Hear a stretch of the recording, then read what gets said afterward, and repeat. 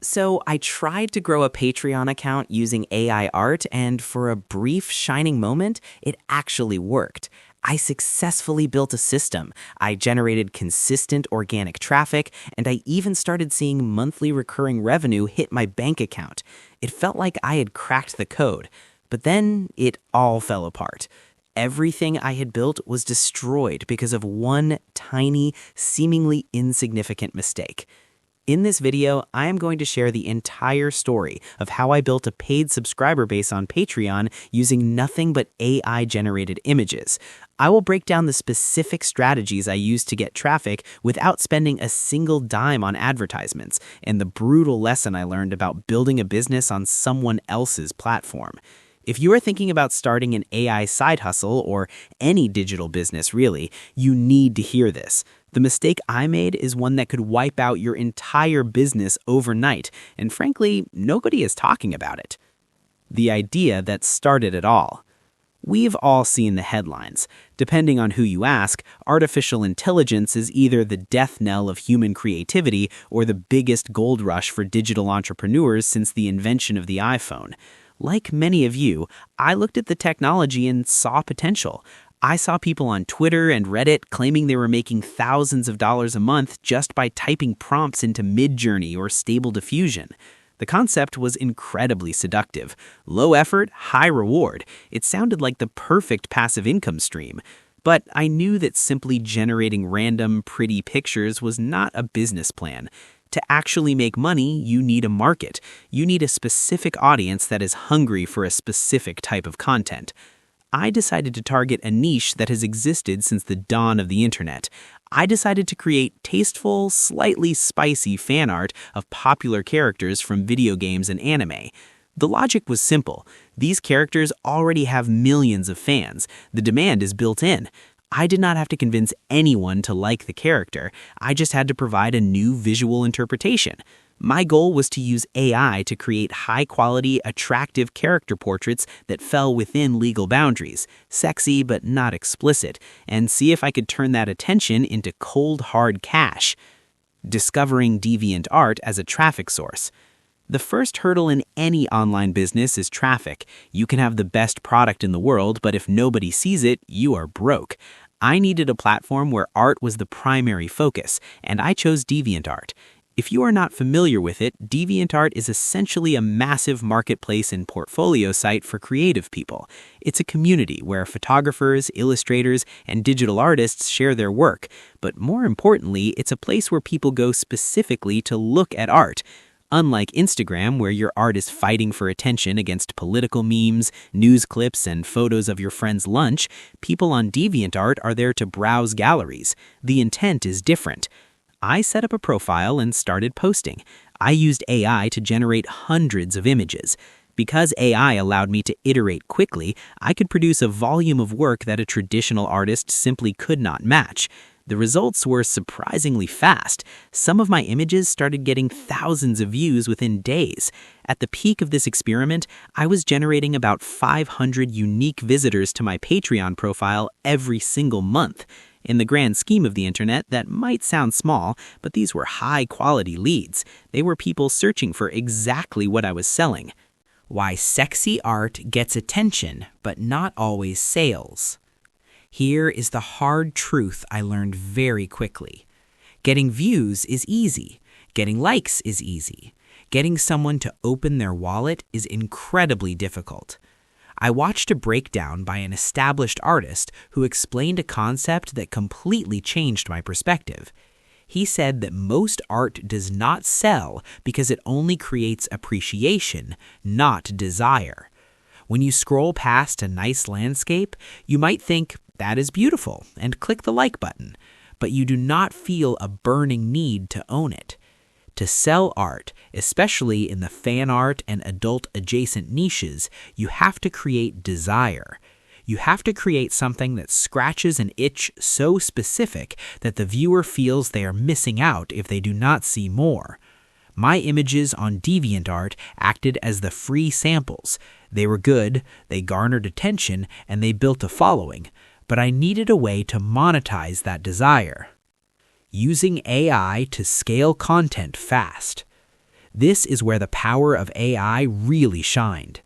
In a traditional art business, creating a new piece might take 10 to 20 hours of labor. If that piece flopped, you lost days of work. With AI, I could test concepts in minutes. If a certain character or style did not get views, I pivoted immediately without any emotional attachment. If something gained traction, I could generate 10 variations of that theme within an hour. This allowed me to flood the feed and keep my audience engaged constantly. However, there is a downside to this speed. It can become impersonal. You are acting more like a creative director than a traditional craftsman.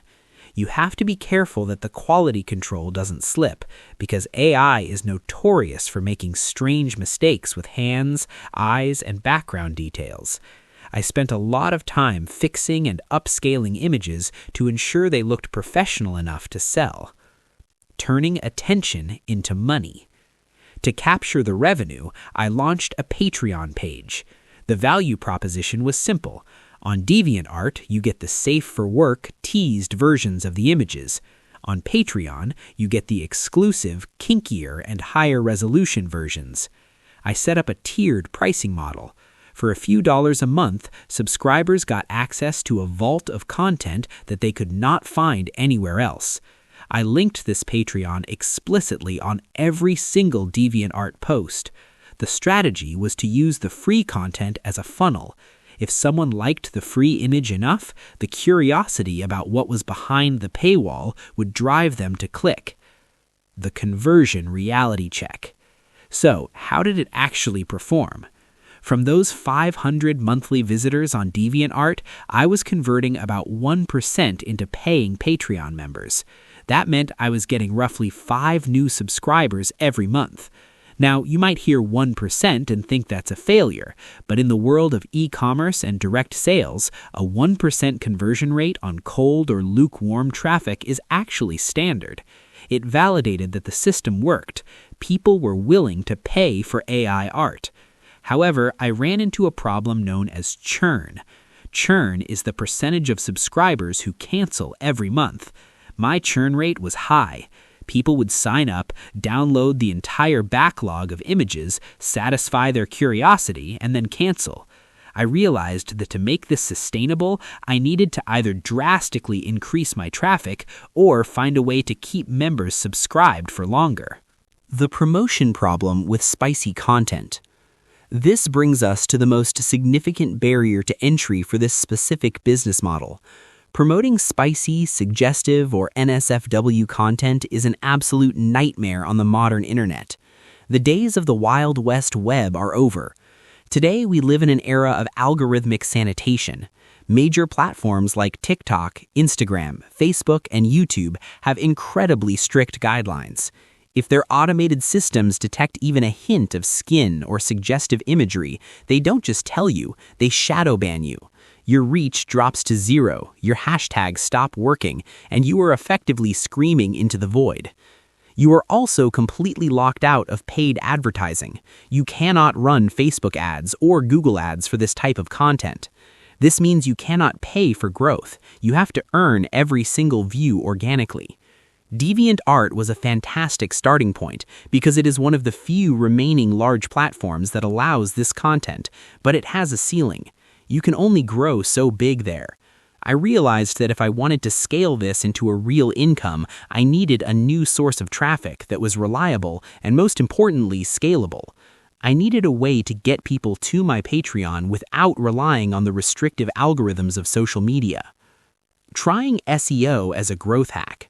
I decided to try search engine optimization, or SEO. I noticed something interesting while researching competitors. Patreon pages often rank very high on Google search results because Patreon has a very high domain authority. Google trusts the website. My plan was to create educational content that would rank for specific search terms and drive traffic to my Patreon indirectly. Since I had spent months mastering these AI tools, I was effectively an expert. I started creating written tutorials. I wrote guides on how to use free AI tools to create images, how to craft the perfect prompts, and how to fix common rendering errors. I posted these tutorials publicly on my Patreon page. The idea was that someone would go to Google, search for AI art tutorial or stable diffusion guide, find my Patreon post, read the guide, and then see the sidebar full of my artwork. They would come for the education but stay for the entertainment. I thought I was being incredibly smart. I was diversifying my content, bringing in a new audience, and leveraging Google's search traffic to bypass the restrictions of social media. It felt like the perfect growth hack. And this is where it all went wrong. This is where the house of cards collapsed. One morning, I tried to log into my Patreon account to check my analytics. Instead of my dashboard, I was greeted with a login error. I tried again. Nothing. A cold feeling started to spread in my stomach. I checked my email and found a generic notification from Patreon's trust and safety team stating that my account had been permanently disabled. The reason given was a violation of community guidelines regarding the promotion of tools used to create non-consensual or prohibited sexual content. I was stunned. I wasn't selling deepfakes. I wasn't using real people's likenesses. I wasn't doing anything illegal or non-consensual. I had simply posted a technical tutorial on how to use a standard, publicly available AI generator. But here is the irony. The automated moderation system at Patreon connected two unrelated dots. Because my page contained spicy fan art and I posted a tutorial on how to generate images, the algorithm assumed I was teaching people how to generate banned, illegal content. It felt incredibly unfair. A human moderator looking at the post would have seen it was a harmless technical guide. But I wasn't dealing with a human, I was dealing with a bot. I appealed the decision immediately. I sent emails explaining the context. I begged for a human review. The response was silence. They deleted the account, and just like that, months of work, my entire backlog of images, and my entire paying subscriber base vanished into thin air. Was it actually a failure? Financially, I lost about $100 that was sitting in the account waiting for payout, plus the future revenue from those subscribers. It took me half a year to build that momentum, and it was gone in a second. But was the project a failure? In hindsight, I do not think so. The experiment proved that the business model itself is sound. I proved that you can generate traffic with AI art. I proved that people are willing to pay for a subscription to access curated AI content. The failure wasn't in the product, and it wasn't in the market demand. The failure was structural. My mistake was relying 100% on a third-party platform that held the kill switch. I built my house on rented land. When the landlord decided to change the locks, I was left on the street. It was a harsh lesson, but it validated that the opportunity is real for those who can navigate the platform risks. Would I try again? Here is what I would do differently. If I were to start over today, and I am planning to, I would execute a completely different strategy to protect myself. First and foremost, I would never rely solely on Patreon or any single social platform for my customer database. The most valuable asset in an online business is an email list. If I had moved my subscribers to a newsletter or a personal website, Patreon could have banned me, but I would still have had a way to contact my customers and move them to a new payment processor. Second, I would move away from fan art. While fan art gets easy views because of recognizable characters, it puts you in a legal gray area and limits your ability to scale. You cannot sell merchandise, you cannot license the work, and you are always at risk of a copyright strike. Creating original characters, or OCs, takes much longer to build traction, but you own the intellectual property completely. A better model, build on YouTube first. The best model I see right now is video. The creators who are making serious money with this aren't just posting static images on DeviantArt, they are storytelling on YouTube. The winning strategy is to build a YouTube channel that shares the story behind the art, the process, or even a motion comic version of your work. You keep the YouTube content censored and safe for advertisers, which allows the algorithm to push your video to millions of people. Then you use that massive traffic to funnel the dedicated superfans to a subscription platform for the uncensored or extended versions. Video builds a personal connection that static images never can. It lowers the churn rate because people are subscribing for you and your stories, not just a quick image download. This experience taught me that the tools are powerful, but the platform risk is real. I'm currently working on a new concept, a comedy comic series that utilizes AI for the artwork, but focuses heavily on original storytelling and original characters. It will be slightly spicy, but narrative-driven. I realize that while AI can generate images, it is still hard to keep characters consistent for a comic format without a lot of technical tweaking. I'm actually looking for collaborators. If you are a writer or an editor who is interested in building a project like this, or if you have tried selling AI art and have your own horror stories or successes, let me know in the comments. The failure cost me $100, but the lesson was worth a lot more.